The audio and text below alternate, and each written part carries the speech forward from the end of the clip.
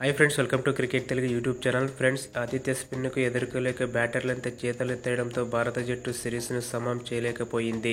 దీంతో 3 వన్డేల సిరీస్లో ఒక్క మ్యాచ్ కూడా నెగ్గలేకపోయిన టీమిండియా సిరీస్ను 0-2తో శ్రీలంకకు సమర్పించుకుంది. బుధవారం జరిగిన చివరిదైన 3వ వన్డేలో శ్రీలంక 110 పరుగుల తేడాతో గెలిచింది. తద్వారా టీమిండియాపై 27 ఏళ్ల తర్వాత వన్డే సిరీస్ను సొంతం చేసుకుంది. మొదట బ్యాటింగ్కు దిగిన శ్రీలంక జట్టు నిర్ణీత 50 ఓవర్లలో 7 వికెట్ల నష్టానికి 248 పరుగులు చేసింది. Opener player of the match Avishka Fernando 102 బంతుల్లో 96, 9 ఫోర్లు 2 సిక్స్లు, అలాగే కుశాల్ మెండిస్ 82 బంతుల్లో 59, 4 ఫోర్లు రాణించారు. ఇక ఇండియన్ బౌలర్లలో రియాన్ పరాగ్ 3 వికెట్లు తీశాడు. అనంతరం భారత జట్టు 26.1 ఓవర్లో 138 పరుగుల వద్దే కుప్పకూలింది. రోహిత్ శర్మ 20 బంతుల్లో 35, 6 ఫోర్లు, 1 సిక్స్ చేసిన పరుగులే ఈ ఇన్నింగ్స్ టాప్ స్కోర్. తర్వాత టైలెండర్ వాషింగ్టన్ సుందర్ 25 బంతుల్లో 30, 2 ఫోర్లు, 3 సిక్స్లు మెరుగ్గా ఆడాడు. ప్లేయర్ ఆఫ్ ది సిరీస్ దునీత్ వలలగా 5 వికెట్లు చావు దెబ్బ తీయగా వండర్సే తీక్షణ చెరో 2 వికెట్లు పడగొట్టారు. తమకు కలిసొచ్చిన స్పిన్ ట్రాక్ పై 10 వికెట్లలో స్పిన్నర్లే 9 వికెట్లు పడగొట్టేశారు.